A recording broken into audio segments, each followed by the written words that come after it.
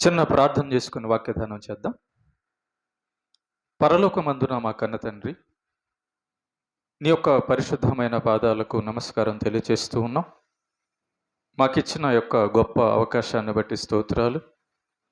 ఈ భూమి మీద నిన్ను ఎరిగే శక్తిని మాకు అనుగ్రహించినందుకు స్తోత్రాలు.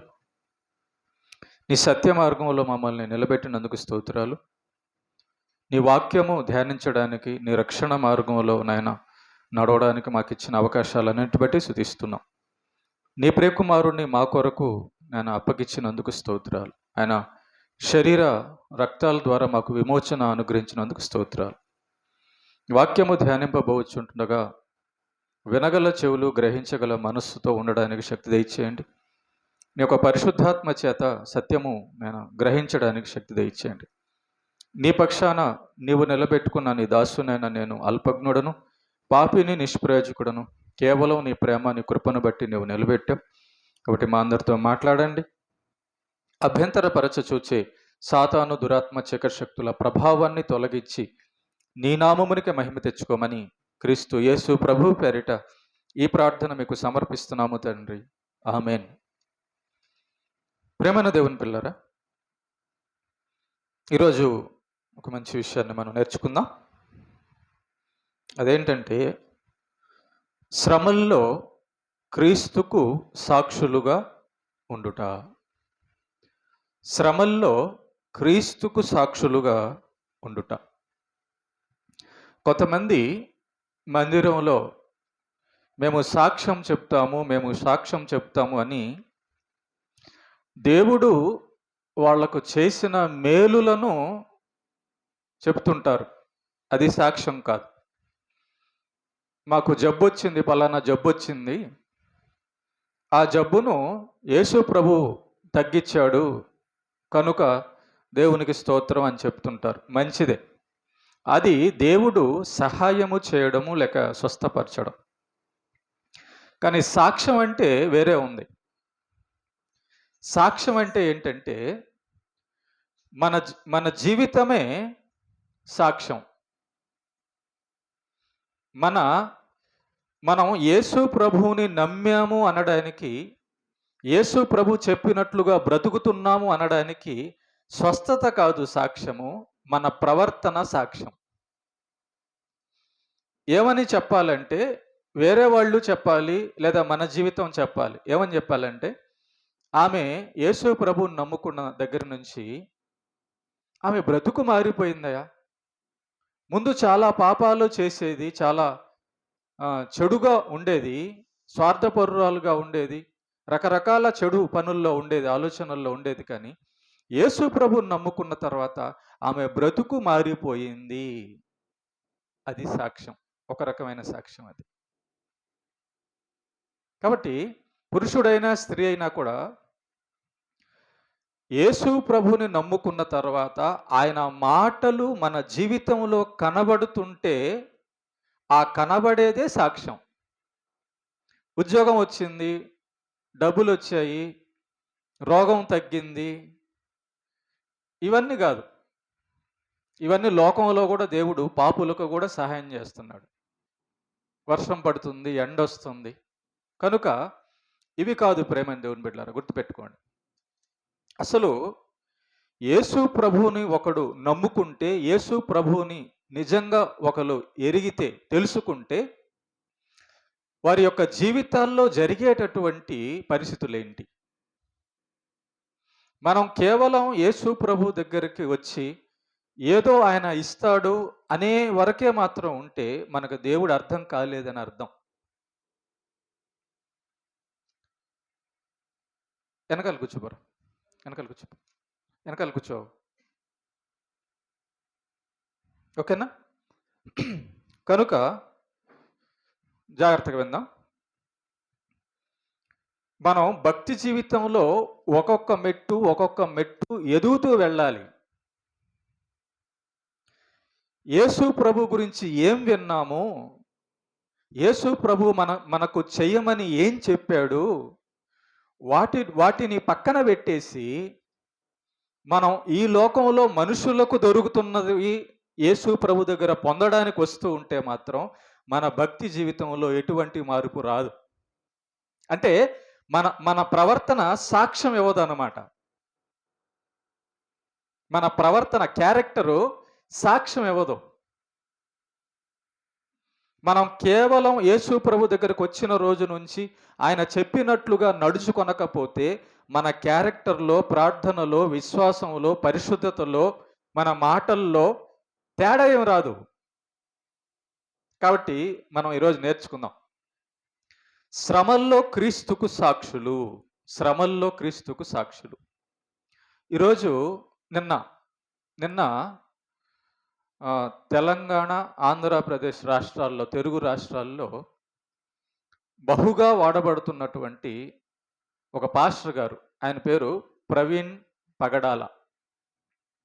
ఆయన నిన్న చనిపోవడం జరిగింది. మరి ఆయన బైకులో వస్తుండగా ఆయన చనిపోవడం జరిగింది. ఈ పెదాలన్నీ కట్ చేసేస్తున్నాయి. ఇదంతా కూడా లొట్టలు పడిపోయి ఉన్నాయి.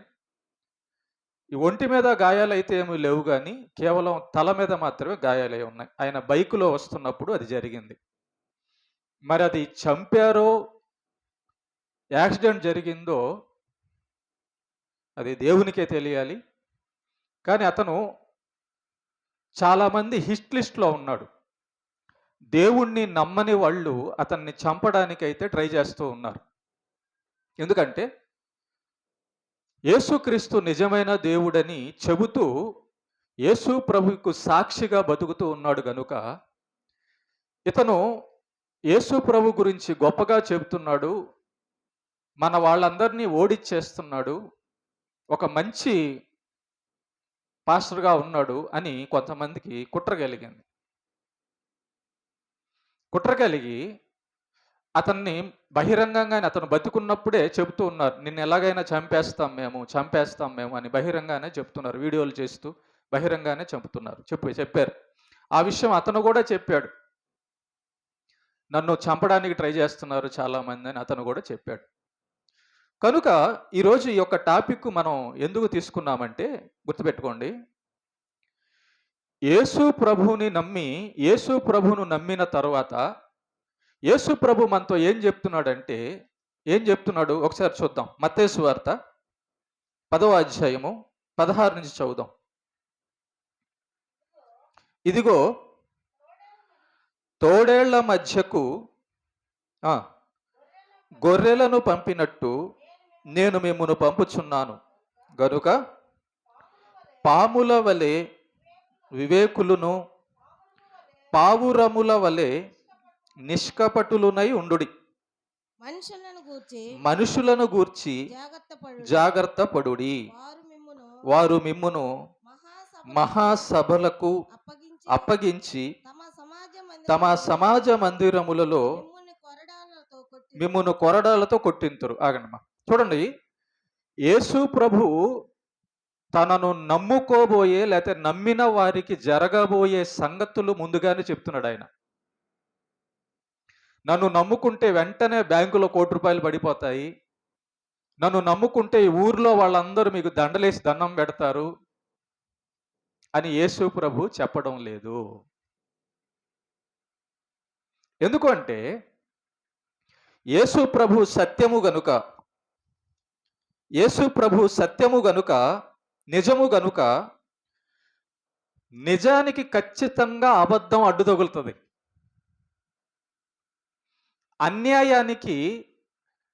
అన్యాయానికి నిజం అంటే, న్యాయం అంటే కోపం. దేవుని పిల్లలంటే సాతానికి కోపం. మంచి చేసేవారంటే చెడ్డవారికి కోపం. న్యాయంగా బతికే వాళ్ళను అన్యాయం చేయాలనుకుంటుంది ఈ లోకం.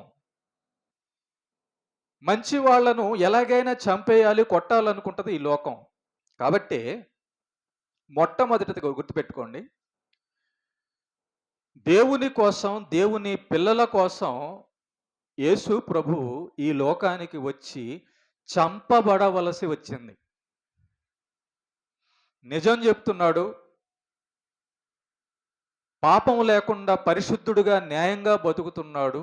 కనుక అన్యాయాన్ని బయట పెట్టేసరికి, నిజాన్ని చెప్పేసేసరికి సాతాను అధీనంలో ఉన్న వారందరికీ కూడా యేసు ప్రభు అంటే కోపం చంపాలని ప్రయత్నం చేస్తూ ఉన్నారు.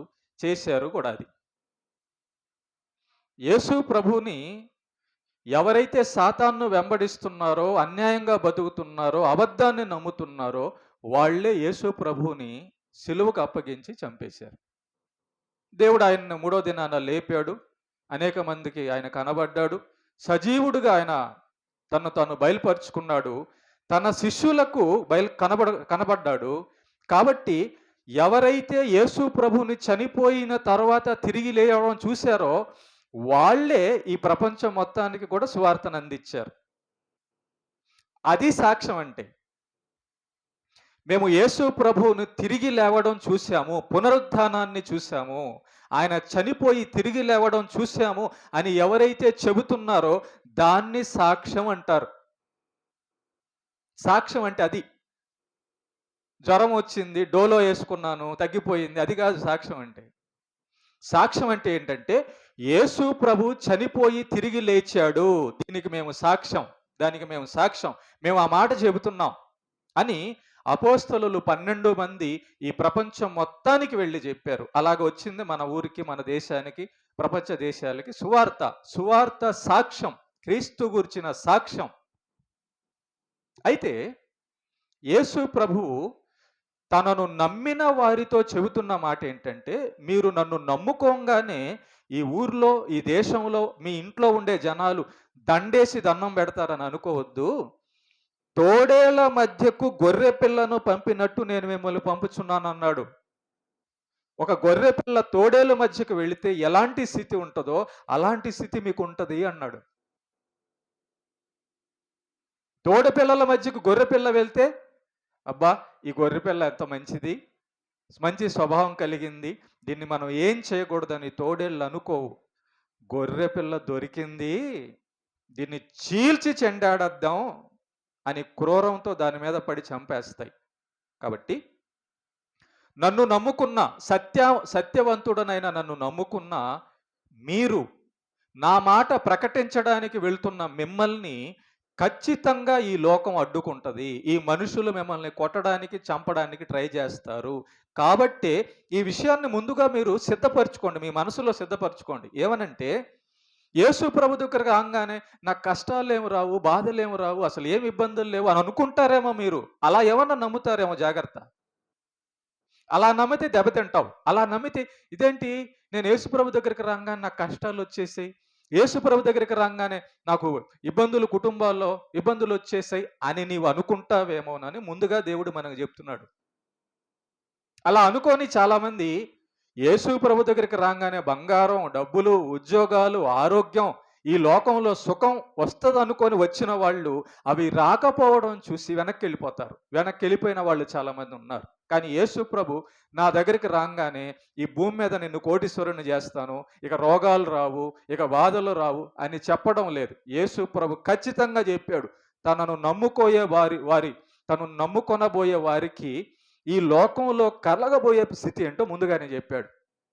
ఎలాంటి స్థితి అంటే అది, మిమ్మల్ని తోడేళ్ల మధ్యకు పంపినట్టు నేను పంపుచున్నాను అన్నాడు. జాగ్రత్త వినండి. ఇంతకీ మనం తోడేళ్ల మధ్యలో ఉన్నామా? తోడేళ్ల మధ్యలో గొర్రె పిల్లలాగా ఉన్నామా? లేకపోతే తోడేళ్ళలాగా మనం కూడా కలిసిపోయామా? తోడేళ్ళలా కలిసిపోతే అసలు సమస్య రాదు. తోడేళ్ల మధ్య గొర్రె పిల్లలాగా ఉంటేనే మనకు సమస్య. యేసు గొర్రె పిల్లను పంపిస్తున్నాడే కానీ తోడేళ్లను పంపించడం లేదు. ఇక్కడ తోడేళ్ళు, గొర్రె పిల్ల అంటే ఏంటంటే, తోడేళ్ళు అంటే ప్రేమ దేవుని బిడ్డారా, ఇష్టానుసారంగా అబద్ధాలు చెప్తూ, ఇష్టానుసారంగా పాపం చేస్తూ, అన్యాయం, అక్రమం, దుర్మార్గం, అబద్ధాలు ఏదైనా కూడా చేయడానికి, ఎలాగైనా బతకడానికి ఉండేవాళ్ళు, దేవుణ్ణి ఎరగని వాళ్ళు, సాతానుతో కలిసి ఉండేవాళ్ళు తోడేళ్ళు లాంటోళ్ళు. ఒకరిని కొడదామంటే కొడదాం, వాడిని చంపుదామంటే చంపుదాం, మోసం చేద్దామంటే చేద్దాం. జాగ్రత్త వినండి. మనం ఒకవేళ అబద్ధికులతో కలిసిపోతే వాళ్ళకి మనకు తగాదా లేదు. మనం వాళ్ళ ఆచారాలతో కలిసిపోతే వాళ్లకు మనకు తగాదా లేదు. ఎక్కడ తగాదా, ఎక్కడ మనకి ఇబ్బంది? యేసు ప్రభువే నిజమైన దేవుడు అన్నప్పుడు వాళ్ళతో మనకి ఇబ్బంది. మనం అబద్ధం చెప్పకుండా నిజం చెబుతున్నప్పుడే వాళ్ళతో మనకి ఇబ్బంది. మన క్యారెక్టర్ బాగున్నప్పుడు దైవభక్తిగా, నీతిగా ఉంటేనే వాళ్ళతో మనకి ఇబ్బంది. వాళ్లకు మనకు అసలు ఇబ్బందులే రావడం లేదంటే అర్థం ఏంటంటే వాళ్ళతో మనం కలిసిపోయామని అర్థం. మనం దేవుణ్ణి ప్రకటించడం లేదంటే యేసు ప్రభు వైపు లేవని అర్థం. అందుకే మనకు తగాదాలు రావడం లేదు. అందుకే మనకు గొడవలు రావడం లేదు. యేసు ప్రభును కొట్టారా? కొట్టారు. అపోస్తలులను కొట్టారా? కొట్టారు. ఎందుకు కొట్టారు యేసు ప్రభుని? దేవుని గురించి చెబుతూ నీతిగా బ్రతుకుతున్నందువలన. అపోస్తలులను ఎందుకు కొట్టారు? యేసు ప్రభు గురించి సాక్ష్యం చెబుతూ నీతిగా బతుకుతున్నందువలన. మిమ్మల్ని ఎందుకు కొడుతున్నారు? ఎవరైనా కొడుతున్నారా మిమ్మల్ని అసలు? మీ మీదకి ఎవరైనా వస్తున్నారా? ఒకవేళ మీరు దెబ్బలు తింటుంటే, అవమానాలు పడుతుంటే అది దేనికోసం? యేసు ప్రభు కోసమేనా? యేసు ప్రభు గురించి చెబుతుండగా మిమ్మల్ని ఎవరైనా కొట్టాలని, తిట్టాలని, ఇబ్బందులు పెట్టాలని చూస్తున్నారా? దేవుడి గురించి బతుకుతుండగా మిమ్మల్ని ఇబ్బంది పెట్టాలని చూస్తున్నారా? ఆ ఇబ్బందులు కాదు కదా! మనం వాళ్ళతో కలిసిపోతే పాపులకి తగాదా ఉంటది. పాపులకి తగాదా ఉంటది. క్రీస్తులో నందున్న వారికి తగాదాలేం ఉండవు. ప్రేమ కలిగి ఉంటారు. ఇది మీకు అర్థమైతే యేసు ప్రభు తనను నమ్ముకున్న వారి జీవితాలు ఎలా ఉంటాయో చెబుతూ ఉన్నాడు. గొర్రెల తోడేళ్ల మధ్యకు గొర్రె పిల్లను పంపినట్టు నేను పంపిస్తున్నాను అన్నాడు.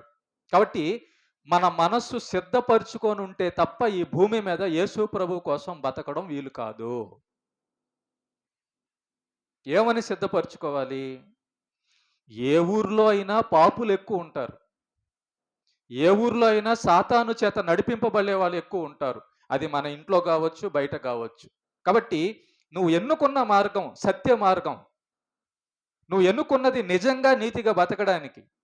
నువ్వు ఎన్నుకున్నది నిజం చెప్పడానికి, అబద్ధం చెప్పడానికి కాదు. కాబట్టి యేసు ప్రభు చెప్పినట్లు బతకడానికి సిద్ధపడితే అది మీ ఇంట్లో కానీ, బయట కానీ ఖచ్చితంగా నిన్ను చంపడానికి, కొట్టడానికి పరిస్థితులు ఏర్పడతాయి. ఒకవేళ మన పరిస్థితులు అలా లేవు అంటే వాళ్ళతో మనం కలిసిపోయామని అర్థం. పాముల వలె వివేకులను, పావురముల వలె నిష్కపటులై ఉండుడి. పాము ప్రమాదమైందా? మనిషి ప్రమాదమా? విషం పాములో ఉంటుందా? మనిషిలో ఉంటుందా? విషం పాములో ఉంటది కదా! కానీ యేసు ప్రభు పాము విషయమై జాగ్రత్త అన్నాడా? మనుషుల విషయమై జాగ్రత్త అన్నాడా? మనుషుల విషయమై జాగ్రత్త అంటున్నాడు. చూసారా? అంటే పాము కంటే కూడా, సింహము, పులుల కంటే కూడా మనుషులు చాలా ప్రమాదకారులుగా ఉన్నారు అని అర్థం. కాబట్టే తోడేళ్ల మధ్యకు గొర్రెను పిల్లను పంపించినట్టు పంపిస్తున్నాను అంటున్నాడు ప్రభు. ఓకేనా? తర్వాత చూద్దాం. మనుషులను గురించి జాగ్రత్త పడుడి. వారు మిమ్మును మహాసభలకు అప్పగించి తమ సమాజ మందిరములలో మిమ్మును కొరడాలతో కొట్టిస్తారు. జాగ్రత్తమేనండి. మీరు యేసు ప్రభు గురించి చెబుతున్నప్పుడే మిమ్మల్ని ఎవరైనా కొడతారు, మిమ్మల్ని ఎవరైనా తిడతారు, మిమ్మల్ని ఎవరైనా బెదిరిస్తారు, మిమ్మల్ని ఎవరైనా చంపడానికి ట్రై చేస్తారు. నా పనేదో నేను చూసుకుంటూ, నా పిల్ల బిడ్డల కోసం నేను బతుకుతూ, అవసరమైతే అబద్ధాలు చెబుతూ, అవసరమైతే స్వార్థపూర్యంగా అవసరమైనట్టుగా ఒకరి దగ్గర మాట్లాడుతూ, లోపల ఒకటి పెట్టుకు మనం బతుకుతున్నాం అనుకో, అసలు ఎవరితో తగాదా లేదు మనకి. తగాదా లేదు ఎవరితో. నా దేవుడు నిజమైన దేవుడు. ఆయన చెప్పినట్లుగా నీతిగా నేను బతుకుతున్నాను, మీరు కూడా బతకండి అని అన్నప్పుడే మనకు తగాదా ఎవరితో అయినా. అంటే మనం మన జీవితమే సాక్ష్యం అంట. మనం యేసు ప్రభుని ఏం విన్నాం? యేసు ప్రభు గురించి యేసు ప్రభు చెప్పింది మన జీవితంలో సాక్ష్యంగా కనబడుతుందా లేదా అన్నది మన మన మన బ్రతుకులో సంభవించే వాటిని బట్టి మనకు సాక్ష్యం వస్తుంది. కాబట్టి యేసు ప్రభు అంటున్నాడు, మిమ్మల్ని కొరడాలతో కొట్టిస్తారు. ఖచ్చితంగా యేసు ప్రభు కోసం బతికే వారి మీదకి సాతాను వాని అనుచరులు ఖచ్చితంగా కొట్టడానికి, తిట్టడానికి వస్తారు. ఎందుకంటే వాళ్ళు అన్యాయంగా బతుకుతున్నప్పుడు, మీరు న్యాయం చెప్తున్నప్పుడు వాళ్ళకి నచ్చదది. మీరు నిజం చెబుతున్నప్పుడు వాళ్ళకి అది నచ్చదు. యేసు ప్రభువే నిజమైన దేవుడు అని చెబుతున్నప్పుడు వాళ్ళ కోపం వస్తుంది. యేసు ప్రభు చెప్పినట్లుగా నీతిగా అబద్ధం చెప్పకుండా నీతిగా బతకడం చూస్తుంటే, మనల్ని చూస్తే వాళ్ళకి కోపం వస్తుంది. కాబట్టి ఆ కోపంలో, ఆ ద్వేషంలో కొట్టొచ్చు, చంపొచ్చు. ఇది యేసు ప్రభువుని నమ్ముకున్న వాడి జీవితంలో కనబడేటటువంటి సాక్ష్యం, కనబడే జీవిత సాక్ష్యం, క్రీస్తు విశ్వాస సాక్ష్యం, క్రీస్తు పునరుత్థానపు సాక్ష్యం కనబడుతూ ఉంటుంది.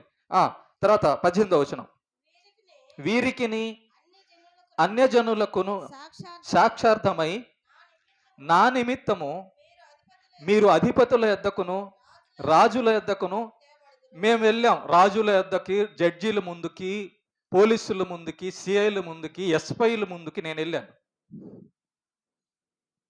ఎందుకు వెళ్ళాను? యేసు ప్రభు గురించి వెళ్ళాను. నేను న్యాయం గురించి నేను వెళ్ళాను. మరి మీరు వెళ్ళారా? మీరు వెళ్ళకపోతే మరి దేవుడికి సాక్షిగా ఉన్నారా లేరా? ఎందుకు నేను జడ్జి ముందుకు, ఎందుకు నేను పోలీసుల ముందుకు, ఎందుకు నేను హంతకుల ముందుకు నిలబడవలసి వచ్చిందంటే, నేను క్రీస్తుకు సాక్షిగా ఉన్నా, దేవుని వైపు ఉన్నాను, దేవుడి గురించి చెప్తున్నాను. కాబట్టి యేసు ప్రభు చెప్పిన సూచనలన్నీ మన జీవితంలో కనబడాలి సాక్ష్యంగా. అది సాక్ష్యం. మనం యేసు ప్రభు వైపు ఉన్నాము అనడానికి యేసు ప్రభు చెప్పిన ఆ సూచనలు మన జీవితంలో జరిగితేనే మనం సాక్ష్యంగా ఉన్నామని అర్థం.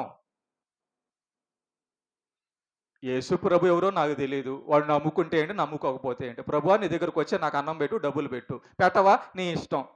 ఇక నాకు గొడవ ఏముంది? ఇంకా గొడవ ఎవరితో గొడవ ఏముంది? పోలీస్ స్టేషన్తో మనకు పని ఏముంది? కోర్టుతో పని ఏముంది మనకి?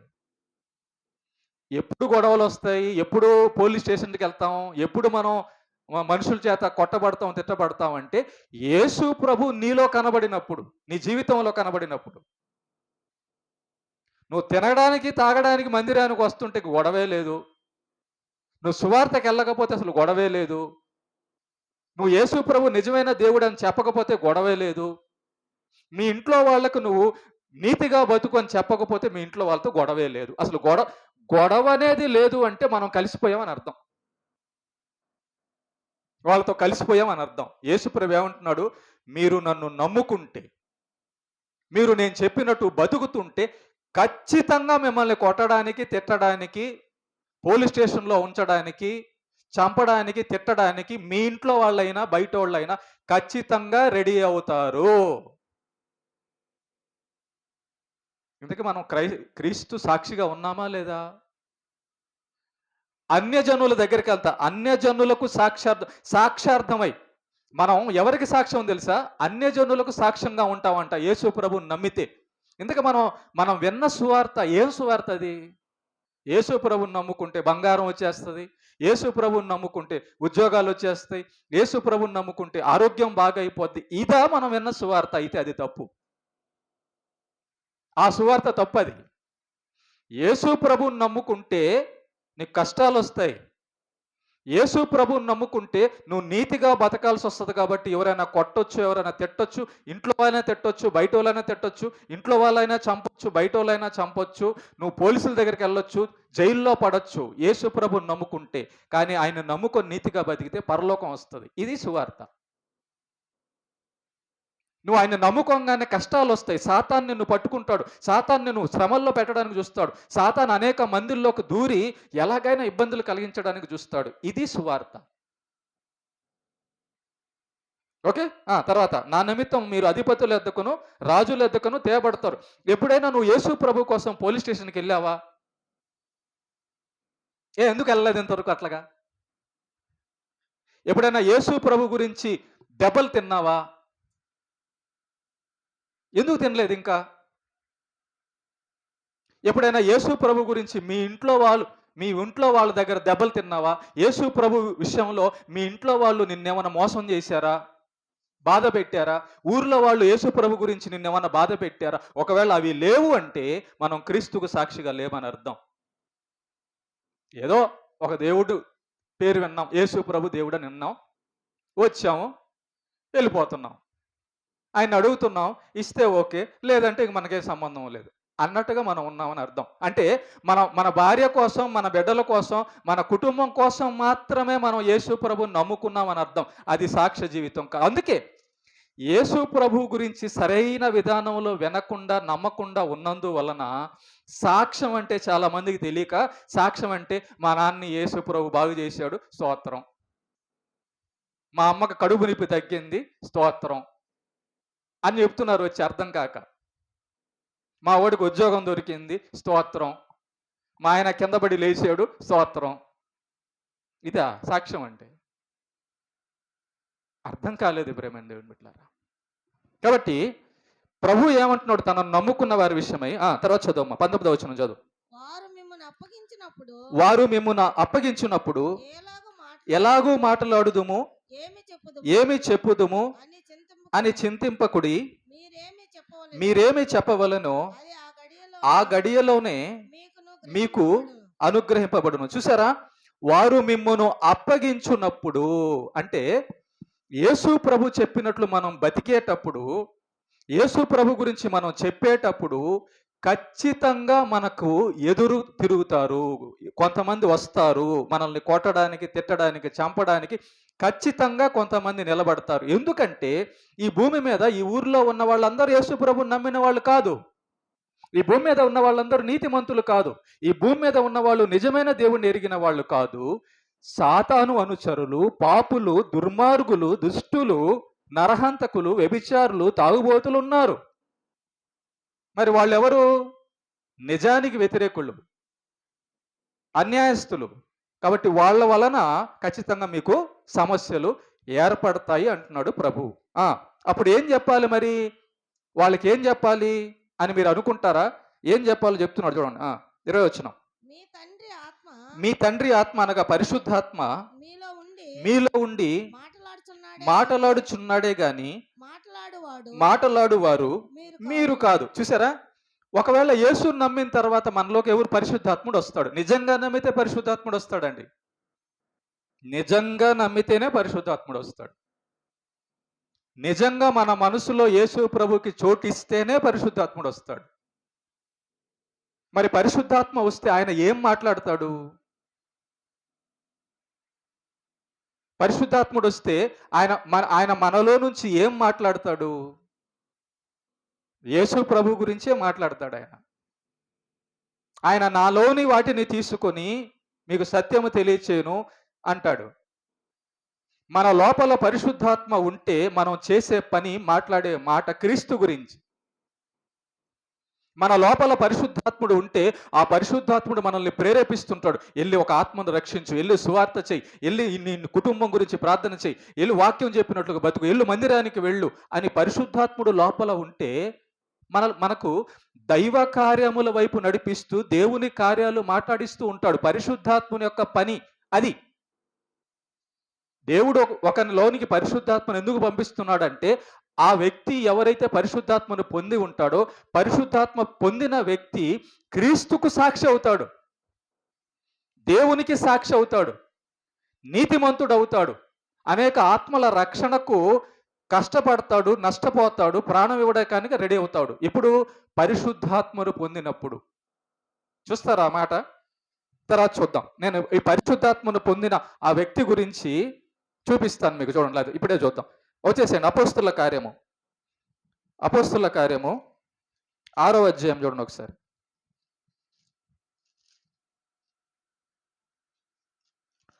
6వ అధ్యాయము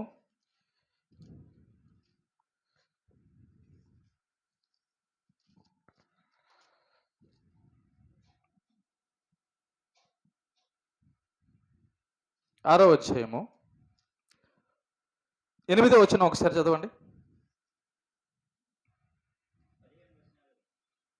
6వ అధ్యాయము 8వ వచనం.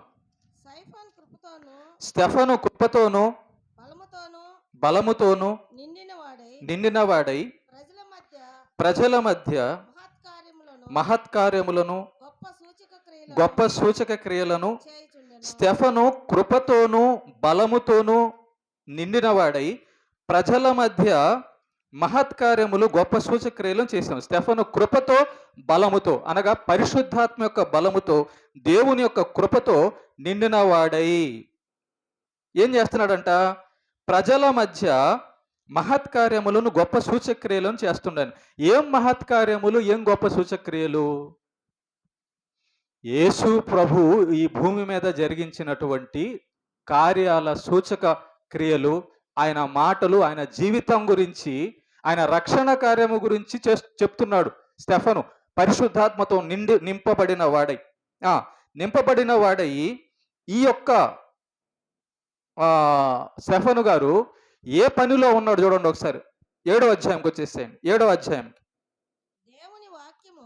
7వ అధ్యాయము 54 నుంచి, 7వ అధ్యాయం 54 నుంచి. వారు ఈ మాటలు విని కోపముతో, ఏ మాటలు విని? యేసు ప్రభువు దేవుడు, యేసు ప్రభువును మీరు నమ్ముకోండి, యేసు ప్రభువే మనల్ని పరలోకం తీసుకెళ్లేవాడు అని అక్కడున్న జనాంగాలకి, ఇజ్రాయేలుకు చెబుతూ ఉంటే, వారు యేసు ప్రభువు గురించి మాకు చెప్తావా అని ఇతని మీద కోపడుతున్నారు. కోపపడి అతనిని చూచి పండ్లు కొరికిరి. స్టెఫన్ గారు ఏం చేస్తున్నారమ్మా? యేసు ప్రభు గురించి సాక్ష్యం ఇస్తున్నారు. యేసు ప్రభు గురించి సాక్ష్యం ఇస్తుంటే అతనిని చూచి పండ్లు కొరికిరి. చూసారా యేసు ప్రభు గారు చెప్పింది ఎంత నిజమైందో? ఎందుకు పండ్లు కొరుకుతున్నారు? వాళ్ళ లోపల సాతాను ఉన్నాడు. ఈ స్టెఫను యేసు ప్రభు గురించి ఎందుకు చెప్తున్నాడు? స్టెఫన్ లోపల పరిశుద్ధాత్ముడు ఉన్నాడు కాబట్టి పండ్లు కొరికిరి. అయితే అతడు పరిశుద్ధాత్మతో నిండి కొనినవాడై. చూసారా, స్టెఫను గారి లోపల పరిశుద్ధాత్ముడు ఉన్నప్పుడు స్టెఫను గారు చేస్తున్న పని సువార్త, క్రీస్తుకు సాక్ష్యం. యేసు ప్రభువే నిజమైన దేవుడని బయలుదేరారు స్టెఫన్ గారు. యేసు ప్రభువుని నమ్ముకోండి లేదంటే నరకానికి వెళ్తారని బయలుదేరాడు స్టెఫన్ గారు. క్రీస్తు గురించి సాక్ష్యం ఇవ్వడానికి బయలుదేరాడు స్టెఫన్ గారు. పని, స్టెఫన్ గారిలో పరిశుద్ధాత్ముడు ఉన్నాడు కాబట్టి స్టెఫన్ గారి యొక్క క్యారెక్టర్ కనబడుతుంది, సాక్ష్యం ఇస్తుంది. ఆయన లోపల పరిశుద్ధాత్ముడు ఉన్నాడు అనడానికి సాక్ష్యం. పరిశుద్ధాత్మతో నిండుకొనిన వాడై ఆకాశం వైపు తేరి చూచి దేవుని మహిమను, యేసు దేవుని కుడిపార్శ్వమందు నిలిచి ఉండుట చూచి ఆకాశము తెరవబడుటయు మనుష్య కుమారుడు దేవుని కుడిపార్శ్వమందు నిలిచి ఉండుటయు చూచుచున్నానని చెప్పెను. అప్పుడు వారు పెద్ద కేకలు వేసి చెవులు మూసుకొని ఏకముగా అతని మీద పడి పట్టణము వెలుపలికి అతనిని వెళ్ళగొట్టి రాళ్ళు రువ్వి చంపిరి. సాక్షులు సౌలు అను ఒక యవనుని పాదముల యొద్ద తమ వస్త్రములు పెట్టిరి. 59. ప్రభువును గురించి మొరపెట్టుచు, యేసు ప్రభువా నా ఆత్మను చేర్చుకోమని స్టెఫను పలుకుచుండగా వారు అతనిని రాళ్లతో కొట్టిరి. అతడు మోకాళ్ళుని, ప్రభువా వారి మీద ఈ పాపము మోకపోని గొప్ప శబ్దముతో పలికెను. ఈ మాట పలికి నిద్రించెను. సౌలు అతని చావునకు సమ్మతించెను. చూడండి, స్టెఫన్ని చంపేశారు. ఎందుకు చంపేశారంటే స్టెఫను లోపల పరిశుద్ధాత్ముడు ఉండి, ఆ పరిశుద్ధాత్ముడు ఉన్నాడు కనుక క్రీస్తుకు సాక్ష్యం ఇస్తున్నాడు, క్రీస్తు గురించి చెప్తున్నాడు, క్రీస్తును నమ్ముకోమని అనేక జనాలకు చెప్తున్నాడు. కనుక తోడేళ్ళు లాంటి మనుషులు, నిజదేవుడిని ఎరగని, యేసు ప్రభు దేవుడని ఎరగని మనుషులు స్టెఫన్ గారిని చంపేశారు. రాళ్లతో కొట్టి చంపారు, మామూలు కూడా చంపాల, రాళ్లతో కొట్టి చంపారు. ఇదే యేసు ప్రభు చెప్పారు. ఏమని చెప్పారు? నేను తోడేళ్ల మధ్యకు గొర్రె పిల్లను పంపించినట్టు పంపిస్తున్నాను. కాబట్టి యేసు ప్రభు నమ్ముకుంటే ఖచ్చితంగా శ్రమలు వస్తాయి. యేసు ప్రభు చెప్పినట్టు బతుకుతుంటే ఖచ్చితంగా మనకు శ్రమలు వస్తాయి. ప్రేమైన దేవుని బిడ్డారా, యేసును నమ్ముకున్నందుకు వచ్చే శ్రమలు ఏ విధంగా వస్తాయి చెప్తానండి. యేసు ప్రభుని నమ్ముకుంటే వచ్చే శ్రమలు ఏ విధంగా వస్తాయంటే, యేసు ప్రభుని నమ్ముకుంటే అన్యజనుల్లో నుంచి మనకు శ్రమ వస్తుంది. ఎందుకు? నువ్వెవరు అంటే, నేను క్రైస్తవుడను, నేను యేసు ప్రభుని నమ్ముకున్నవాడు, నిజమైన దేవుడిని నమ్ముకున్నవాడను అనే నిజం నీ నోట నుంచి వస్తే ఖచ్చితంగా వాళ్ళు కోపడతారు. ఖచ్చితంగా వాళ్ళు నీ మీదకి వస్తారు. అంటే అన్యజనుల్లో నుంచి నీకు శ్రమ వస్తుంది యేసు ప్రభుని నమ్ముకుంటే. ఎందుకు అంటే, మేము నమ్ముకున్న దేవుడు నిజమైన వాడు కాదా అని నిన్ను అడుగుతారు. లేదు, యేసు ప్రభువే నిజమైన దేవుడని నీ నోట ఇటు చూడమ్మా, నీ నోట చెప్పాలి, నిజం చెప్పాలి నువ్వు. వాళ్ళు అడుగుతారు నిన్ను, ఏం చేస్తున్నావు, ఏం చెప్తున్నావు, యేసు ప్రభువే నిజమైన దేవుడు అని చెప్పావనుకో, వాళ్ళు నీ మీద కోపడతారు. నోరు మూసుకొని వెళ్ళిపోయి నీ పనేదో నువ్వు చూసుకుంటున్నావు అనుకో, వాళ్ళు నిన్ను ఎందుకు కొడతారు, ఎందుకు తిడతారు? ఏదో నువ్వు తప్పు చేస్తే వేరే కారణాల మీద కొడతారు. కానీ యేసు ప్రభువుని నమ్ముకుంటే అన్యజనుల వల్ల శ్రమ వస్తుంది ఖచ్చితంగా. ఎందుకంటే నువ్వు చెప్పేవాడవైతే, పరిశుద్ధాత్మ కలిగిన వాడవైతే అక్కడ యేసు ప్రభు గురించి మాట్లాడతాం. కాబట్టి నమ్ముకొని యేసు ప్రభుని నమ్ముకొని అన్యజనుల వద్ద నువ్వు యేసు ప్రభు గురించి చెప్పేవాడవైతే ఖచ్చితంగా వాళ్ళ నుండి నీకు ప్రమాదం వస్తుంది. నువ్వు వెళ్తేనే కదా యేసు ప్రభు గురించి చెప్పడానికి నీకు వాళ్ళు ఎదురు తిరిగేది. నువ్వు వెళ్ళకపోతే వాళ్ళకి నీకు గొడవ లేదు. స్టెఫను వెళ్ళాడు కాబట్టి స్టెఫను చంపేశారు. యేసు ప్రభువు వెళ్ళాడు దేవుడి గురించి చెప్పడానికి, నీతి గురించి చెప్పడానికి బయలుదేరాడు కాబట్టి యేసు ప్రభుని చంపారు. నువ్వు వెళ్ళనంత వరకు అన్యజనులతో నీకు ఏమి ఇబ్బంది రాదు. నీ సొంతగా నువ్వు ఏదైనా చేసుకొని రావచ్చేమో. దేవుని వలన వచ్చే శ్రమల గురించి నేను మాట్లాడుతాను ఇక్కడ. శ్రమల్లో క్రీస్తుకు సాక్షులు. శ్రమల్లో క్రీస్తుకు సాక్షులు. నువ్వెవరు? శ్రమల్లో క్రీస్తుకు సాక్షివా? శ్రమల్లో క్రీస్తును దూరం అయిపోయేవాడివా? అసలు క్రీస్తు కోసం శ్రమ పడ్డానికి ఇష్టపడేవాడివా? ఎవరు నువ్వు? ఈరోజు నువ్వు ప్రశ్నించుకో, నువ్వు ఏ స్థితిలో ఉన్నావు?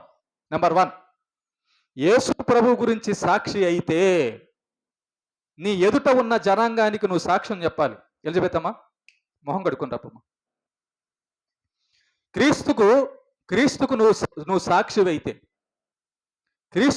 సాక్షివైతే మొట్టమొదట నీవు నివసిస్తున్న నీ ఎదుట ప్రాంతపు జనాంగంతో ఖచ్చితంగా యేసు ప్రభు గురించిన విషయంలో నీకు గొడవ వస్తుంది.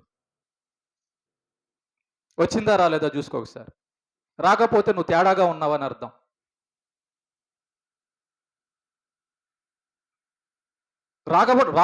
రావట్లేదు అంటే నువ్వు యేసు ప్రభు గురించి చెప్పడం లేదని అర్థం. చెప్పకపోతే గొడవే లేదు. చెప్పకపోతే నువ్వు విశ్వాసివి కాదు. చెప్పకపోతే అసలు నువ్వు నమ్మడం లేదని అర్థం. చెప్పకపోతే నువ్వు దేవుని పరిచయం చేయడం లేదని అర్థం. చెప్పకపోతుంటే నీలో పరిశుద్ధాత్ముడు లేడని అర్థం. నెంబర్ 1, పరిశుద్ధాత్ముడు నీలో ఉంటే ఆయన చేసే పని అందరికీ, అన్యజనులందరికీ సువార్త. అదే సాక్ష్యం. శ్రమల్లో క్రీస్తుకు సాక్ష్యం అంటే మనలో పరిశుద్ధాత్ముడు ఉన్నాడనడానికి సాక్ష్యం. ఓకే, అన్యజనుల వలన కష్టాలు వస్తాయి. వాళ్ళు కొట్టొచ్చు, తిట్టొచ్చు, చంపను కూడా చంపొచ్చు. సఫను చంపినట్లుగా చంపేయవచ్చు. ఓకే, తర్వాత రెండోది, యేసు మాట పాటించుటలో వచ్చే శరీర శ్రమ.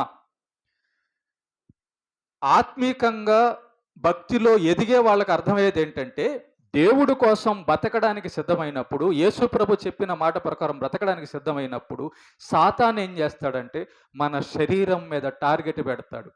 రకరకాల రోగాలు వచ్చేటట్టు చేస్తాడు, రకరకాల శరీర ఇబ్బందులు వచ్చేటట్టు చేస్తాడు, రకరకాల శరీర ప్రేరేపణలు వచ్చేటట్టు చేస్తాడు, పాపంలో పడేటట్టు చేస్తాడు శరీరాన్ని, లేదా శరీరం రోగాల పాలయ్యేటట్టు చేస్తాడు. కాబట్టి ఏబుకి భక్తిలో ఉన్నప్పుడు సాతాను ఎలాగైతే అనారోగ్యం తెప్పించాడు, అది సాతాను వల్ల వచ్చిన అనారోగ్యమే. ఏబుకి రోగం దేని వల్ల వచ్చింది? సాతాను వల్లనే వచ్చింది. అంటే సాతాను అనారోగ్యం కలిగించగలడు. ఎవరికి కలిగిస్తాడు? భక్తిగా ఉండేవాడికి కలిగించగలడు. ఇదంతా ఏంటి ప్రభు, నిన్ను నమ్ముకుంటే మహిమకరంగా గొప్పగా జీవించాలి కదా, మళ్ళీ రోగాలు ఈ బాధలు ఎందుకంటే నువ్వు నిజంగా నమ్మావో లేదో, నువ్వు నిజంగా ప్రాణం ఇచ్చేంత నమ్మకం నీలో చూస్తే ఆయన ఆనందించాలని, నిన్ను నన్ను మహిమపరచాలని దేవుని యొక్క ఉద్దేశమై ఉంది. నువ్వు దొంగ విశ్వాసివో నిజమైన విశ్వాసివా? దొంగ విశ్వాసి అయితే నోట ఈ క్రీస్తు గురించిన సువార్త బయటికి రాదు. దొంగ విశ్వాసి అయితే యేసు ప్రభువునంటే నాకేం బాధ, నన్ను కాదు కదా అనింది. నువ్వు దొంగ విశ్వాసి అయితే ఎవడెటు పోతే నాకేం బాధ, నేను బాగుంటే చాలు కదా అని సువార్త నీ నోట క్రీస్తు రాడు దొంగ విశ్వాసి అయితే. అసలు నీకు బాధ కలగడం లేదు కదా. అనేక మంది పాపులు నరకానికి వెళ్ళిపోతుంటే నీకు బాధ కలగడం వల్ల నీ పిల్లోడికో, నీ భార్యకో, మీ భర్తకో మాత్రం ఏదైనా అయితే 10 సార్లు తిరుగుతావు. ఎక్కడికి? హాస్పిటల్కి డబ్బుల కోసం. ఏ రోజైనా అప్పు చేసి సువార్త చేశా? ఏ రోజైనా అనేక మంది ఈ ఊర్లో ప్రభువా నరకానికి నశించిపోతున్నారని ఒక రూపాయి ఖర్చు పెట్టావా? అసలు ఆ బాధ ఉందా నీకు? యేసు ప్రభు సిలువలో ఎందుకు చనిపోయాడు? ఆ బాధ నీకుందా? అది అర్థమైందా? అర్థమైతేనే నువ్వు ఆ బయట అమ్మో! అర్థమైతే అనేక మంది రేపు బతుకుంటారో లేదని సువార్తకెళ్తావు. సువార్తకెళ్తేనే నీకు దెబ్బలు తగులుతాయి. దెబ్బలు తినడానికైనా, చావడానికైనా సిద్ధపడ్డమే సాక్ష్యం. ఆ సాక్ష్యపు జీవితం నీకు కనబడుతది. కనబడుతుంటది పరిశుద్ధాత్ముడు నీలో ఉంటే స్టెఫన్ లాగా ఊర్లో వాళ్ళ చేత దెబ్బతినడానికి, నష్టపోవడానికి, శరీర అనారోగ్యం రావడానికి, ఏమైనా అవడానికి నిలబడ్డమే సాక్ష్యం. రెండోది సాతాను వలన వచ్చే శరీర శ్రమలు. లేదా యేసుప్రభు గురించి చెప్తుంటే ఒకడు నిన్ను కొట్టాడు అనుకో, కాళ్ళో చెయ్యి ఇరిగితే అది కూడా అనారోగ్యమే.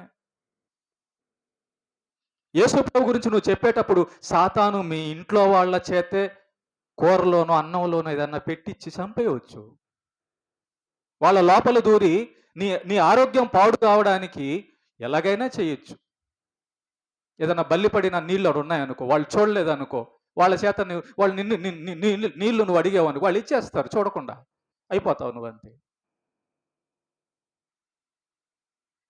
కాబట్టి రెండోదిగా యేసుప్రభు గురించి సాక్షిగా ఉంటే ఖచ్చితంగా నీ శరీరంలో శ్రమలొస్తాయి. సూచనలు. సాక్షి అనడానికి సూచనలు. ఓకే. తర్వాత మూడోది ఇంట్లో శ్రమలు.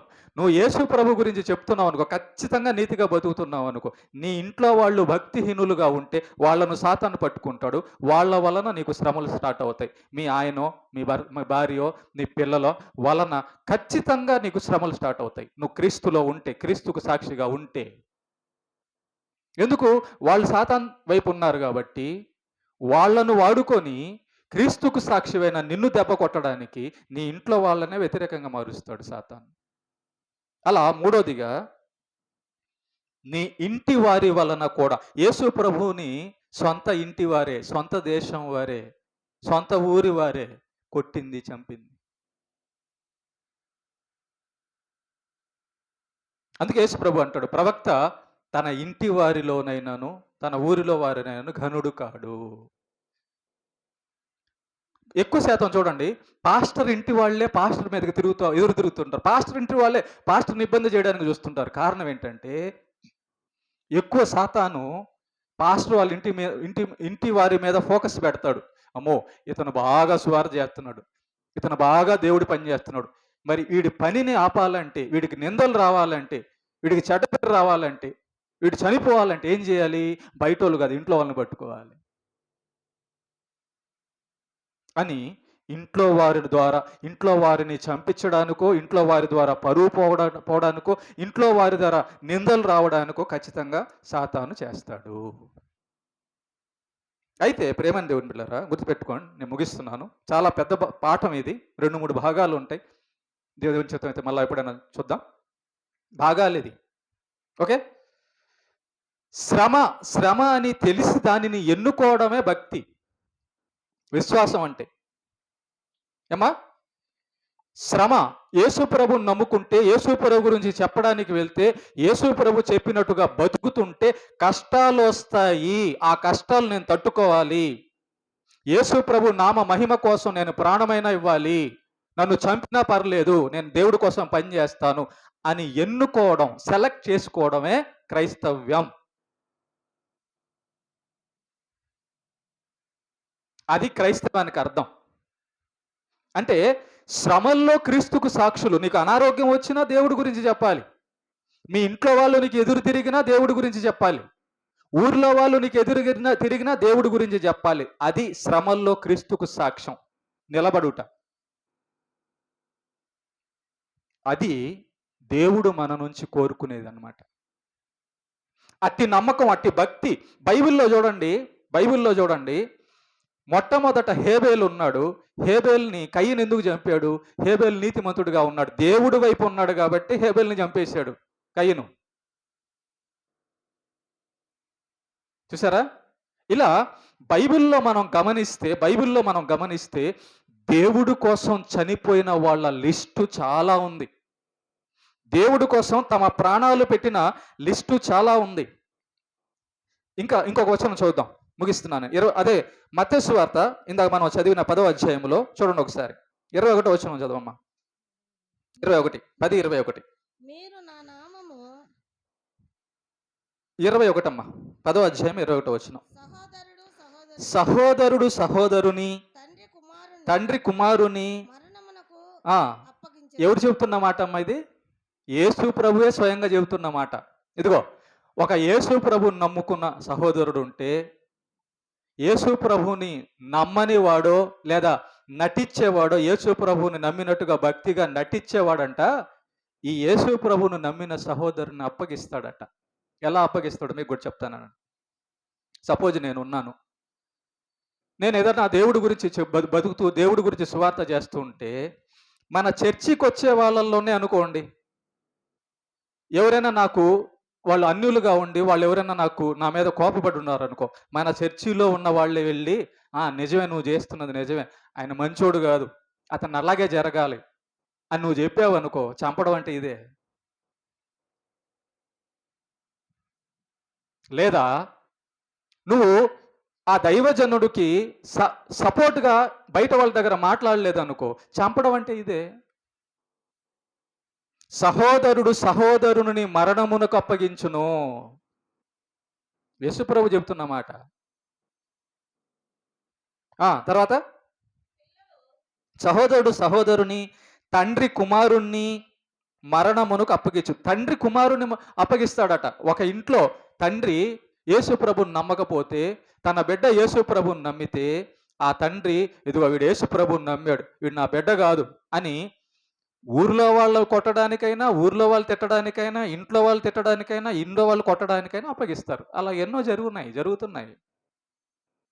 అమ్మ కొడుకును అప్పగించవచ్చు. యేసు ప్రభు నమ్మినందువలన, యేసు ప్రభు గురించి నీతిగా బతికే కొడుకు ఉంటే ఆ ఇంట్లో, తల్లి బలహీనురాలైతే ఆ తల్లిని సాతాను పట్టుకొని ఆ కొడుకు మీదకి వెళ్ళొచ్చు. ఆ కొడుకు మీదకి సాతాను రివర్స్గా తెప్పొచ్చు. మరణం కావచ్చు, అపనింద కావచ్చు, నిందలు కావచ్చు, బాధలు కావచ్చు, ఏదైనా జరగవచ్చు. సాతాను బలహీనులను పట్టుకొని నిజంగా సాక్షిగా ఉన్న వాళ్ళ మీదకి సాతాను తీసుకెళ్తాడు. తండ్రి కుమారుణ్ణి మరణముకు అప్పగించెదరు. పిల్లలు తల్లిదండ్రుల మీద లేచి, యేసు ప్రభువుని నమ్మిన దైవ సేవకుడు ఉంటే, అతని కుటుంబంలో పిల్లలు ఉంటే, ఆ పిల్లలు భక్తిహీనులుగా ఉంటే, బైబిల్ చదివి కరెక్ట్గా దేవుణ్ణిలో లేకపోతే, వాళ్లను ఆ భక్తిపరుడైన తండ్రి మీదకి ఆ పిల్లలను రేపుతాడు సాతాను అని చెప్తున్నాడు దేవుడు.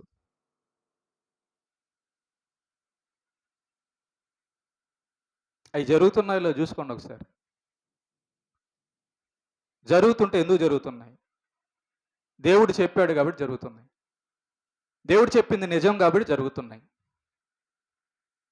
నువ్వు నీతిగా బతికుంటే జరుగుతున్నాయా? నీ సొంత కార్యాల వలన జరుగుతున్నాయా? క్రీస్తుకు సాక్షి అయినందువలన జరుగుతున్నాయా? తల్లిదండ్రులు చెప్తారు, అరే అన్యులతో సహవాసం చేయొద్దంటే, ఈడేం చేస్తాడు? వాళ్ళతోనే సహాయం చేస్తాడు. పోయి ఈమెం చేస్తుంది? వాళ్ళతోనే సహవాసం చేస్తుంది. అప్పుడు ఈమె వాళ్ళ సైడ్ సాతాను వైపు వెళ్ళిపోద్ది, వీడు సాతాను వైపు వెళ్తాడు. తల్లిదండ్రులు ఒంటరోళ్ళు అయిపోతారు దేవుడి వైపు ఉండి. ఇదే యేసుప్రభు చెబుతుంది, నీ ఇంట్లో వాళ్ళే నిన్ను పట్టిస్తారు నా నామము నిమిత్తం. ఎందుకు? వాళ్ళు సాతాను వైపు వెళ్ళడానికి ఇష్టపడుతున్నారు, దుష్టులుగా ఉండడానికి ఇష్టపడుతున్నాడు, దుష్టులతో భక్తిహీనులతో కలవడానికి ఇష్టపడుతున్నారు. కాబట్టి భక్తిహీనుడు ఒకటైపోతాడు. నువ్వు కని ఉండొచ్చు, నీ ఇంట్లోనే ఉండొచ్చు, నీ ఇంట్లోనే కుటుంబంలో ఒకటై ఉండొచ్చు, కానీ ఇక్కడికి వచ్చేసరికి తేడా కనబడుతుంది. ఏంటి? సాతాను దేవుడు మధ్యలో తేడా కనబడుతుంది. నీ బిడ్డే నీకు ఎందుకు తిరుగుతున్నాడు? ఆలోచించి ఒకసారి. యేసుప్రభు అంటున్నాడు, తండ్రి కుమారునికి ఎదురు తిరుగుతాడట, కుమారుడు తండ్రికి ఎదురు తిరుగుతాడంట, పిల్లలు తల్లిదండ్రులకు ఎదురు తిరుగుతాడు. ఎందుకు? లోపల ఉన్న వాణిని బట్టి, లోపల ఉన్న క్రీస్తుని బట్టి. నువ్వు క్రీస్తులో ఉంటే, నీ పిల్లోడు క్రీస్తులో లేకపోతే ఖచ్చితంగా నీకు వాడికి తగదానే. నువ్వు క్రీస్తులో ఉంటే, నీ భార్య క్రీస్తులో లేకపోతే ఖచ్చితంగా నీకు తగాదానే. నువ్వు క్రీస్తులో ఉంటే నీ ఊర్లో వాళ్ళందరూ అన్యులుగా ఉంటే ఖచ్చితంగా వాళ్ళతో నీకు తగదా అని. ఇద్దరు ఒకటే మనస్తత్వంతో ఉన్నారనుకో అసలు గొడవ ఏముంది? నీ పిల్లోడు దుర్మార్గంగా దుష్టులతో వెళ్ళాలనుకుంటున్నాడు. నువ్వు కూడా తాగుబోతుడుగా ఉండి, దొంగగా ఉండి, నేను కూడా మీతో పాటు దొంగతనానికి వస్తానురా నీకు గొడవ ఏముంది? అబ్బా కొడుకులు ఇద్దరెళ్ళి బార్‌లో దూరతారు. అమ్మ కూతుర్లు ఇద్దరు ఒకటే అనుకో, తప్పు మనసు కలిగి ఉన్నారనుకో, ఇద్దరెళ్ళి తప్పు చేస్తారు. ఇంక గొడవ ఏముండదు. ఎక్కడ గొడవ? మనం యేసు ప్రభువుని నమ్ముకున్నోళ్ళం, మనం ఇలాంటి పనులు చేయొద్దని చెప్పినప్పుడే కదా గొడవ.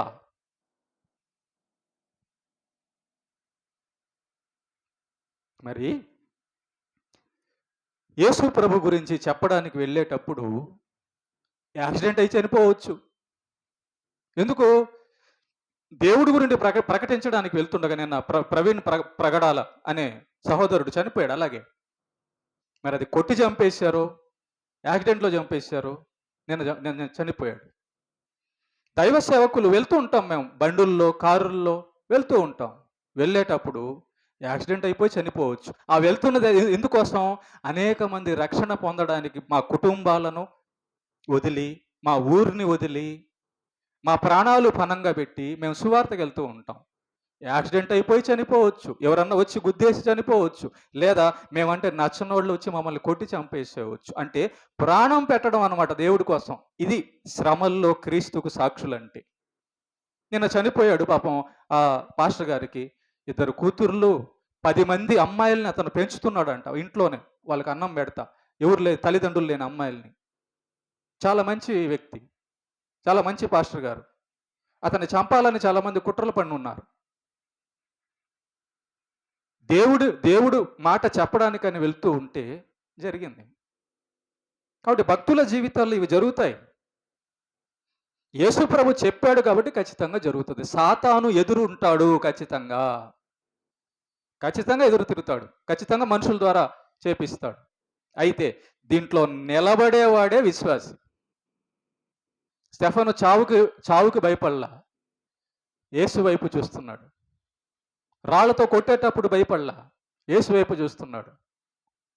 కష్టాలు వస్తాయని తెలుసు, చంపడానికి వస్తారని తెలుసు, కానీ విశ్వాసంలోనే యేసు వైపే చూస్తూ నిలబడ్డాడు. సాక్షులు అంటే శ్రమల్లో క్రీస్తుకు సాక్షులు. నువ్వు బయలుదేరగలవా? యేసు ప్రభు కోసం నేను చావడానికైనా సిద్ధం అని బయలుదేరితేనే నువ్వు శ్రమను కష్టాలను సాతాన్ని గెలవగలవు. లేకపోతే నీ జీవితం ఏమవుతుందంటే సుఖాల కోసం, ఆనందాల కోసం ఏదో వచ్చిపోతా, కష్టాలు వచ్చినప్పుడు నువ్వు తొలగిపోయి అవిశ్వాసి భ్రష్టుడైపోతావు. గెలవలేవు. ఇంకా సాతాన్ని, శ్రమల్ని గెలవలేవు. ఎప్పుడు? ప్రాణం పెట్టకపోతే. చావడానికి సిద్ధమైతేనే నువ్వు సాతాన్ని, మరణ భయాన్ని, పాపాన్ని గెలవగలవు. క్రైస్తవ్యం అంటే అది. మీరేమనుకుంటున్నారు? క్రైస్తవ్యం భక్తి అంటే దేవుడి దగ్గరకు వచ్చి అన్నం డబ్బులు పొందడం కాదు. ఇస్తాడు ఆయన, కానీ నా ప్రాణం పోయినా పర్వాలేదని నిలబడగలవా? యేసు ప్రభు గురించి నేను బతికేటప్పుడు ఎవరు కొట్టినా తిట్టినా నాకేం పర్లేదని అని బయలుదేరగలవా? క్రీస్తు నామము నిమిత్తం. నేను ఒక భక్తుడి గురించే చెప్పాను ఇప్పుడు బైబిల్లో, స్టెఫన్ గారి గురించే చెప్పాను. మొట్టమొదట అపోస్తుల ఆ భక్తుల జీవితాల్లో మనం చూసినప్పుడు యేసు ప్రభు తర్వాత మొట్టమొదట యేసు ప్రభు నామం కోసం చంపబడిన వాడు స్టెఫన్ గారు. వేల లక్షల మంది చనిపోయారు యేసు ప్రభు కోసం. బైబిల్లోనే చాలా మంది ఉన్నారు. దేవుని నామం కోసం చావడానికి సిద్ధమైన లిస్టు. ఈ లిస్టుకే, ఇలా చావడానికే, ఇలా చనిపోయినందుకే, ఇలా కష్టాల పడినందుకే రేపు పరలోకంలో దేవుడు బహుమానం ఇస్తాడు. మరి మీరేమనుకుంటున్నారు? నేను ఆదివారం చర్చికి వెళ్ళి వాక్యం చెప్పేటప్పుడు నిద్రపోయాను, 10 రూపాయలు ఇచ్చేసి వచ్చేసాను కాబట్టి నేను పరలోకానికి వెళ్ళిపోతా అని మా బహుమానం ఇస్తాడని ఎదురు చూస్తున్నారా మీరు? అలా జరగదు. నా పెళ్ళాం బిడ్డల్ని, నా ఇంట్లో వాళ్ళని బాగా అన్నం పెట్టాను, కావలసినంతా ఇచ్చాను, కాబట్టి నేను పరలోకం వెళ్ళిపోతాను అంటున్నావా? అలా రాదు. అలా రాదు. యేసు ప్రభువుకు కోసం ప్రాణం పెట్టడానికి బయలుదేరితేనే నీ లోపల పరిశుద్ధాత్ముడు వస్తాడు. పరిశుద్ధాత్ముడు వస్తే ఒకడు నిలవలేడు. పరిశుద్ధాత్ముడు నీలో ఉంటే పరిశుద్ధాత్ముడు సైలెంట్‌గా కూర్చోడు. పిల్లోడు స్కూల్‌కి వెళ్ళలేదనుకో, తండ్రి ఏం చేస్తాడండి? ఏం చేస్తాడు? స్కూల్‌కి వెళ్ళకుండా ఆడుకుంటున్నాడు అనుకో, ఏం చేస్తాడు తండ్రి? బెత్తం పట్టుకొని ఎందుకురా స్కూల్‌కి వెళ్ళలేదు అంటాడు. అవునా? మరి నీలో పరిశుద్ధాత్ముడు ఉంటే ఏం చేస్తున్నాడు ఆయన లోపల? చర్చికి ఏ టయానికి వెళ్ళినా పర్లేదు అంటున్నాడా? నువ్వు సువార్తకి వెళ్ళి దెబ్బలు తినకపోయినా పర్లేదు, నువ్వు హ్యాపీగా నీ కుటుంబాన్ని చూసుకో అంటున్నాడా? ఏమంటున్నాడు నీ లోపల ఉన్న పరిశుద్ధాత్ముడు? ఉన్నాడా? లేడా? ఉంటే ఆయన నోరు మూసేసావా? నీ ఇష్ట ప్రకారం నువ్వు బతుకుతున్నావా? అసలు ఉన్నాడా? లేడా? ఉంటే ఎందుకు ఈ సాక్ష్యం కనబడదు? నువ్వు నమ్ముతున్నావా ఇలాగా? యేసు ప్రభు చనిపోయి తిరిగి లేచాడు. యేసు ప్రభు నా కోసం పరలోకం తీసిపెట్టాడు. యేసు ప్రభు ఆయన కోసం కష్టపడమన్నాడు. ఇవన్నీ నమ్ముతున్నావా? నమ్మితే నువ్వు చావడానికి సిద్ధపడతావు. యేసు ప్రభు గురించి నమ్మిన తర్వాత, నిజం తెలిసిన తర్వాత ఇక ప్రాణ భయం ఏంటి? ఇక రోగం ఏంటి? ఇక డబ్బు ఏంటి? కాబట్టి శ్రమల్లో క్రీస్తుకు సాక్షిగా ఉండేవాడే నిజంగా యేసు ప్రభువును నమ్మిన క్రైస్తవుడు. నీకు కష్టం వచ్చింది. ఎందుకు వచ్చింది కష్టం? నీకు అన్నం లేదు, బట్టలు లేవు, అన్నం లేవు. కారణం ఏంటి? అది ఎందువలన అలాగ అయింది ఆ జీవితం? పరిశీలించుకోవాలి. యేసు ప్రభు కోసం కష్టాలు పడ్డానికి, నిందలు పడ్డానికి, చావడానికైనా సిద్ధపడిన వారికే యేసు ప్రభు అర్థమయ్యాడు. యేసు ప్రభుని వాళ్ళు నమ్మారు, పరలోకాన్ని నమ్మారు. యేసు ప్రభు చనిపోయి తిరిగి లేచాడని వాళ్ళు నమ్మినందువలన వాళ్ళు చనిపోవడానికైనా సిద్ధపడుతున్నారన్నది నిజం. అది నిజమైన విశ్వాసం. అమ్మో నేను చచ్చిపోతానేమో, బయటికి వెళ్తాయి అంటే నువ్వు పునరుద్ధానాన్ని నమ్మడంలా. యేసు ప్రభు చనిపోయి తిరిగి లేచాడని నువ్వు నమ్మితే చావుకి ఎందుకు భయపడతావు చెప్పు? పరలోకంలో మంచి జీవితం యేసు ప్రభు తీసిపెట్టాడని నువ్వు నమ్మితే ఈ లోకపు సంపాదన మీద, ఈ లోకపు ఆరాటన మీద ఎందుకు దృష్టి పెడతావు చెప్పు? యేసు ప్రభు నందు మంచి జీవితం ఉందని నువ్వు నమ్మితే నీ పిల్లలకి సువార్త ఎందుకు చేయవు? నీ పిల్లలను భక్తిపరులుగా ఎందుకు మార్చావు? నీ పిల్లలను సేవకులుగా ఎందుకు చెయ్యవు? ఇక్కడికంటే అక్కడ మంచిది ఉందని నీకు తెలిస్తేనే కదా అక్కడికి వెళ్ళడానికి, అక్కడికి సిద్ధపడడానికి, ఆయన కోసం పని చేపించడానికి నీ బిడ్డలను సిద్ధపరుస్తావు, నీ జీవితాన్ని నువ్వు సిద్ధపరుచుకుంటావు. కాబట్టి మనం ఏం నమ్మాం? ఏం నమ్ముతున్నాం మనం? ఎలాగున్నా పరలోకం వచ్చేస్తుందని మన చెవుల్లో ఎవడైనా పువ్వు పెడుతున్నాడా?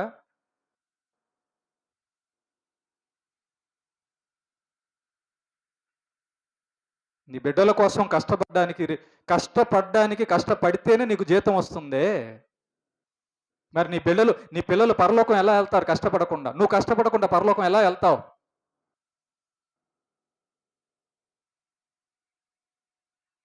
ప్రేమైన దేవుని బిడ్డలారా, క్రీస్తు కొరకు శ్రమల్లో సాక్షులుగా ఉండేవాళ్లే యేసు ప్రభుని నిజంగా నమ్మిన వాళ్ళండి. నువ్వు ఈ సువార్త నమ్మావా? యేసు ప్రభు చనిపోయి తిరిగి లేచాడు. సువార్త ఇదే సువార్త. దీన్ని నమ్ముతున్నావా? నమ్మితే నీ ప్రాణం కూడా పెడతావు. నేను చనిపోయినా తిరిగి యేసు ప్రభు లేపుతాడు అనే విశ్వాసం నీలో బయలుదేరితేనే నువ్వు బయలుదేరుతావు యేసు ప్రభు నామము నిమిత్తం. ఆ నమ్మకం నీ హృదయములోకి రానంత వరకు, అలాంటి నమ్మకం నీ హృదయంలోకి రానంత వరకు నీ జీవితం క్రీస్తు గురించిన సాక్ష్యం కనబడదు. కనబడదు. నీలో ఆ త్యాగం అనేది రాదు. నీలో ఆ విశ్వాసం, ధైర్యం అనేది రాదు. ఎక్కడుంటావు తెలుసా? కుటుంబానికి, ఈ శరీరానికి బందీ అయిపోతావు. స్టెఫన్‌కి కుటుంబం ఉంది. కానీ ఎందుకు చావడానికి సిద్ధపడ్డాడు? పౌలు గారికి కుటుంబం ఉంది. అయినా చావడానికి ఎందుకు సిద్ధపడ్డాడు? యాకోబు గారికి కుటుంబం ఉంది. అయినా చావడానికి ఎందుకు సిద్ధపడ్డాడు? నిన్న చనిపోయిన ప్రవీణ్ పగడాల గారికి భార్య పిల్లలు ఉన్నారు. అయినా రోడ్లో వెళ్ళి ఎందుకు చనిపోయాడు?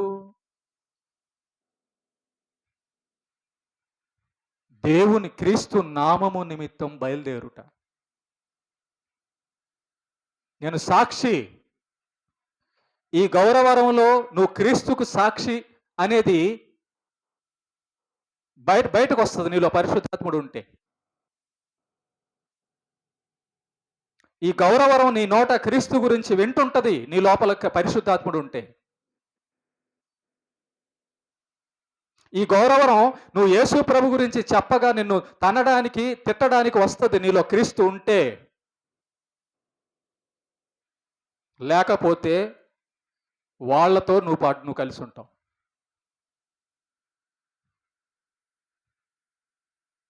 నువ్వు ప్రత్యేకంగా ఏమి ఉండవు. నీకు వాళ్ళకి తేడా ఉండదు.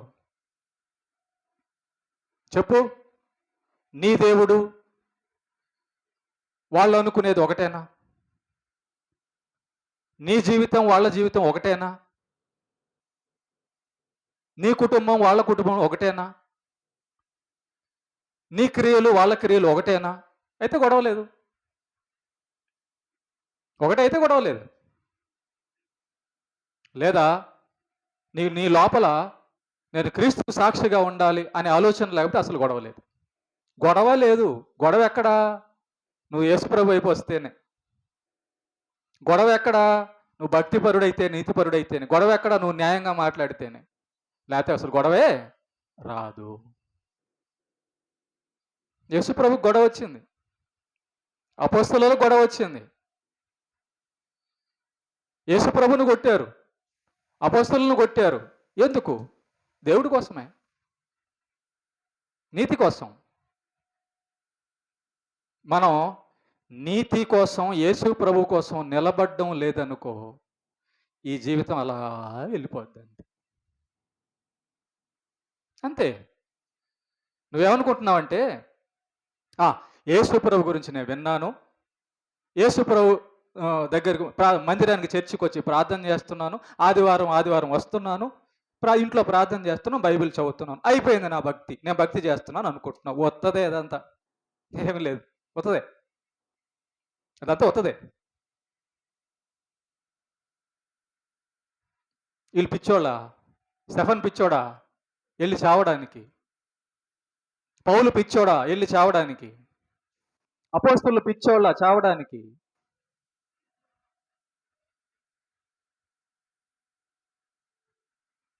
క్రీస్తుకు సాక్షివై ఉండుటకు నిలబడి చూడు ఒకసారి. అప్పుడు బైబిల్ నిజం అని తెలుస్తుంది నీకు.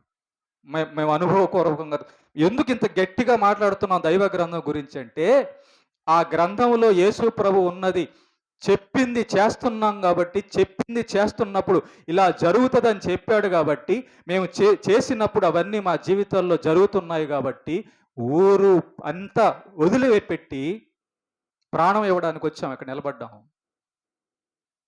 చావడానికి సిద్ధపడి సువార్త ప్రకటిస్తున్నాం. ఎవరికి భయపడక, దేవుడికి ఒక్కడికే భయం. మేము దేవునికి ఒక్కడికే మేము భయపడతాం. కారణము, జీవాధిపతి అయిన మా తండ్రి, మమ్మల్ని ప్రేమించినవాడు, మాకు ఈ అధికారాన్ని ఇచ్చినవాడు, మాకు ఈ విశ్వాసాన్ని, ఈ ధైర్యాన్ని ఇచ్చినవాడు, ఈ ప్రాణ త్యాగాన్ని ఇచ్చినవాడు. కనుక మాకు చింత లేదు చచ్చిపోతామేమోనని, అన్నం లేదేమోనని, డబ్బులు లేవేమోనని, భార్య బిడ్డలు ఏమైపోతారని మాకు చింత లేదు. మా చింత ఈ ఊరు ఏమైపోద్దోనని. మా చింత ఈ ఊరికి సువార్త అందకపోతే నాశనానికి, నరకానికి వెళ్తారని.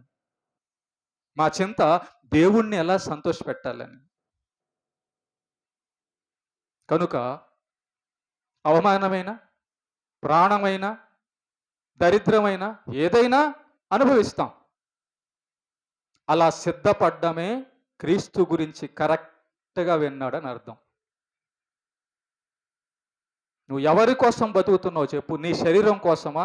నీ ఇంట్లో వాళ్ళ కోసమా? మరి ఆ శరీరాన్ని, ఆ కుటుంబాన్ని ఇచ్చిన దేవుడి సంగతి ఏంటి?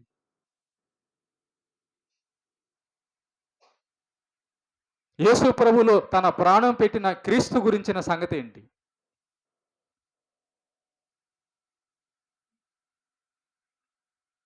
నీకేం అర్థమైంది?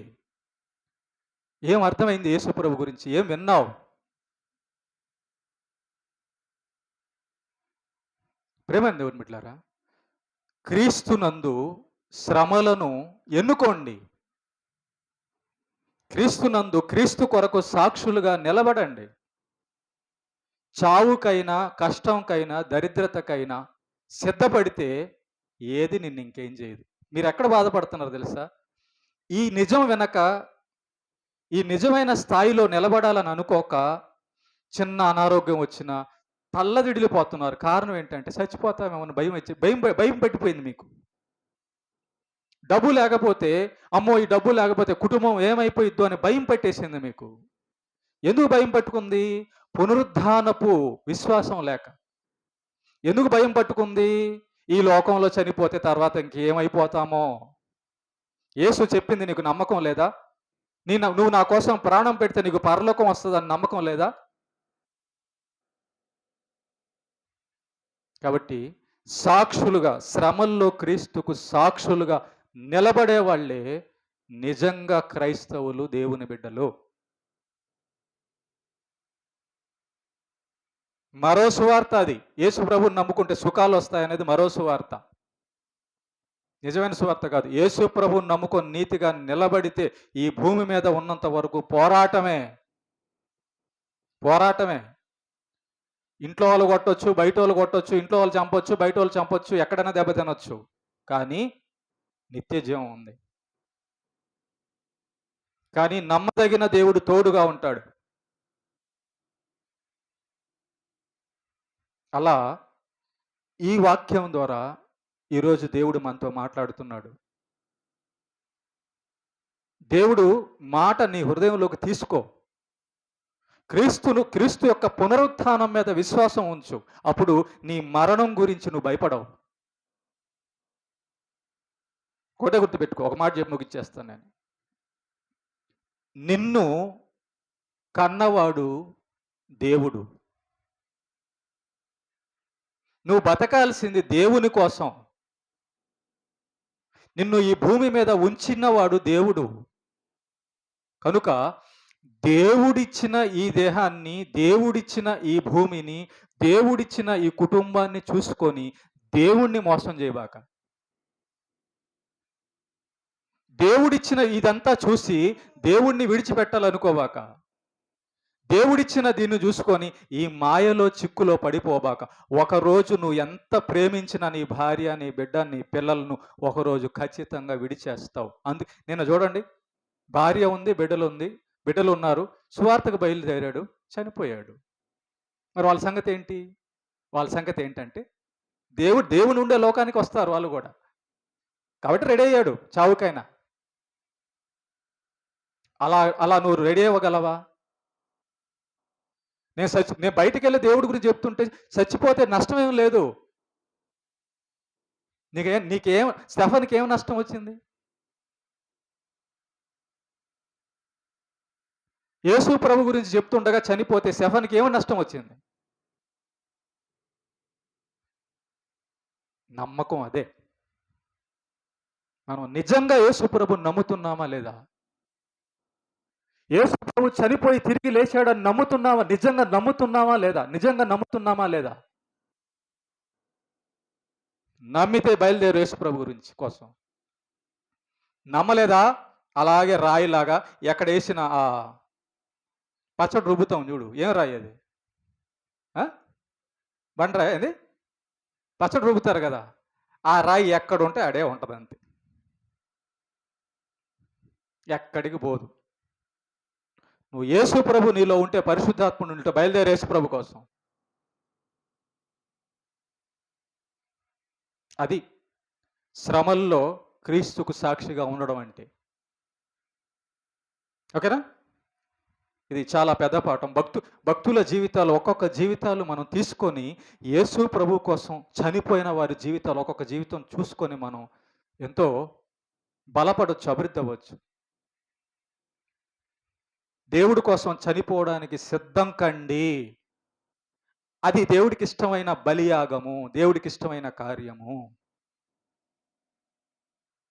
ఏదో ఒకదానికి కట్టబడొద్దు, ఉచ్చులో చిక్కుకోవద్దు, ఏదో ఒకదానికి చిక్కుకోవద్దు. ప్రాణం తీసుకెళ్ళి ఆడబెట్టు యేసు ప్రభు కోసం, అంతే. చూడు ఎంత గొప్పగా దేవుడు నిన్ను మహింపరుస్తాడు. ఓకేనా? దేవునికి మహిమ కలుగునుగాక.